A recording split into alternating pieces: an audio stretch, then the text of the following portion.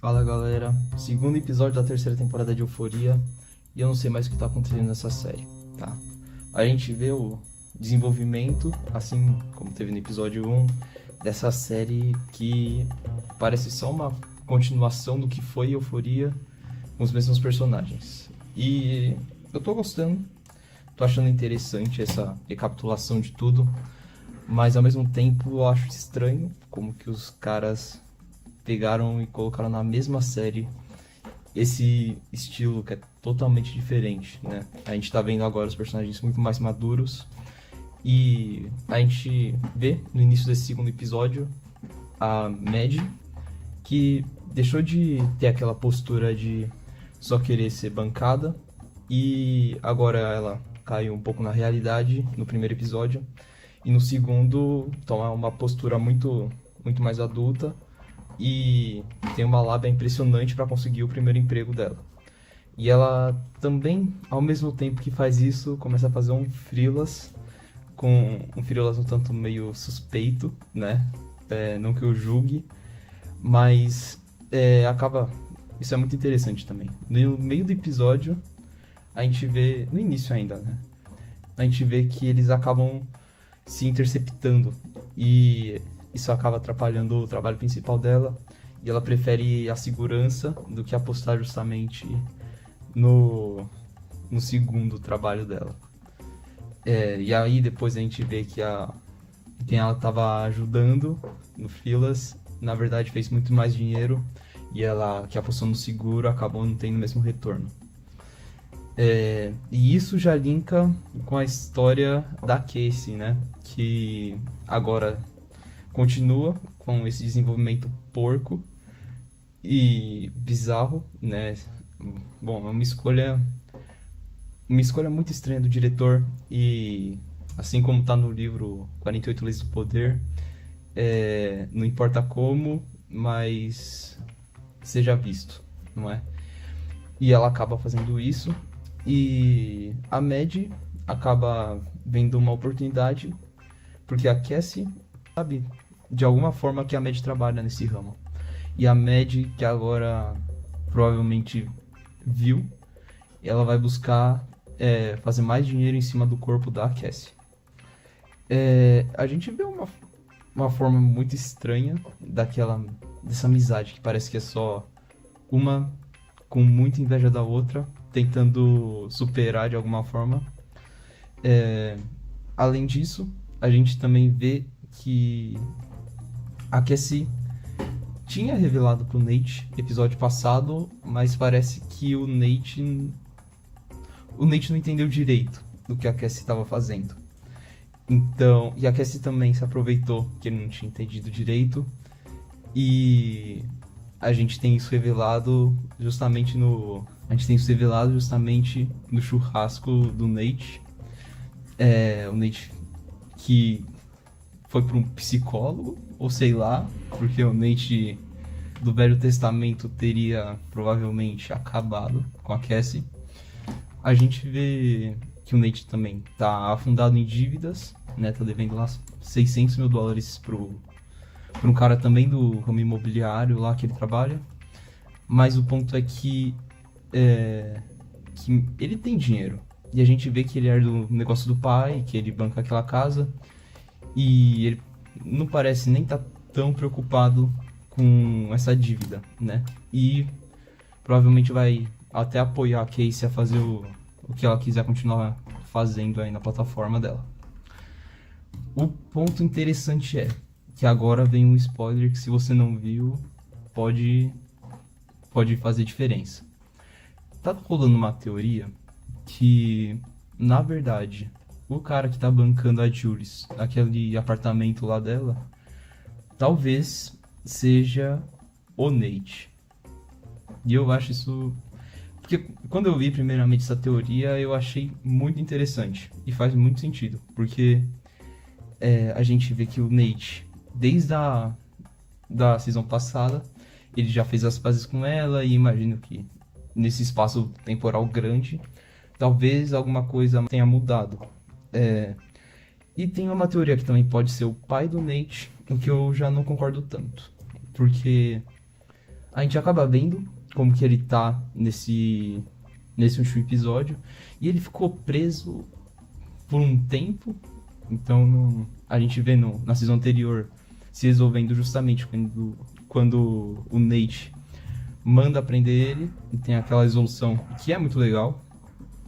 Mas o ponto que eu quero chegar é que provavelmente eu acho que é ou o Nate ou alguém próximo dele, porque eu acho que seria muito interessante deles fazerem justamente essa conexão de novo.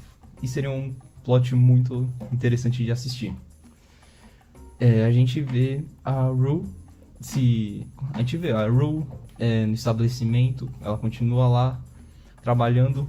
Quer dizer, ela começou a trabalhar, né, desde o episódio 1. E a gente vê que ela não odeia o trabalho dela. Ela parece ter criado muita intimidade com as meninas lá, e incluindo uma menina lá que descobre que a sua melhor amiga teve uma overdose, e aí agora ela tá em depressão, tá super viciada e tudo mais. E a Rookie já meio que passou por isso, acaba prestando um suporte maior para ela. Só que o problema acontece quando a Rue leva ela justamente para reabilitação, porque a gente vê que é um lugar muito suspeito. A mulher não pede dado nenhum. A Rue fala, não tenho que preencher papelada, alguma coisa. Ela fala, não tem nada aqui, não precisa. E além disso, a gente vê que é um lugar muito sujo, muito escuro. E no final corta pra uma cena de alguém, a gente não sabe se é um dono do crime, alguma coisa, segurando um cigarrinho lá, bem suspeito também. Pode ser uma espécie de abatedouro lá, não sei, pra não deixar mais evidências do que a gente sabe que aconteceu. E de qualquer forma, a gente vê então essa finalização do episódio justamente com um Nate extremamente carinhoso, mesmo. E a gente tem que ver isso, gente, porque o Nate tá sendo domado e assim, ele tá achando super tranquilo. A sua esposa tá fazendo conteúdo pro OnlyFans. Além disso, a gente tá vendo uma resolução muito interessante do que aconteceu justamente com a Mary. E agora a gente tá vendo todo mundo meio que se encontrar de novo. Só falta unir a Rue justamente com o Nate e o resto do enredo. Um negócio que eu vou sentir falta é justamente o arco do Fesco, que era de longe o mais interessante da segunda temporada. E nos últimos episódios a única coisa que eu conseguia pensar é, cara, se não tivesse esse arco, eu acho que eu já tinha largado a série. Porque ele vai te entregando de pouquinho em pouquinho. Tipo, ele começa a te mostrar que o Fesco tá se preparando pra festa de gala e tudo mais, que é pro teatro. E ao mesmo tempo corta pro futuro, onde ele não tá no teatro. E aí ele já te fisga, né? Por que ele não tá lá? E aí vai mostrando que o cara vai armando. E aí o Ashtray, que é mais malandrinho, já se liga que não tem alguma coisa certa. E o final é muito interessante. E é assim, o ator acabou morrendo, infelizmente. Por isso eu imagino que eles largaram um dos melhores plots que teve temporada passada, né? E só agora falaram que ele tá preso, vai ficar preso por um tempo. E não deram mais linha pra isso. Imagino que vai ficar por aí mesmo, justamente porque quem fazia parte da história ou morreu na vida real ou morreu na season passada. E a gente também vê a cena bizarra dos porcos, que o cara é chamado da N-word e ele fica tranquilo, mas aí ser chamado de porco, aí não dá, porque come as próprias fezes, e é bem estranho. E aí ele manda um porco pra casa da traficante, Eu achei uma vingança legal, mas ao mesmo tempo é um negócio meio fora de contexto só. Eu acho que o cara botou muito empenho em fazer essa pegadinha só pra mostrar que o cara é meio maluco e que ele leva a sério essas coisas que às vezes não tem nada a ver. Bom, essa série tá tomando um muito mais, eu diria, um rumo muito mais de boa do que foi seasons passadas. Tá mostrando muitos problemas recentes também, o que antes era totalmente descolado da realidade, agora tá se aproximando estranhamente, né? Essa visão de que a sociedade vai ser agora só Bet e OnlyFans.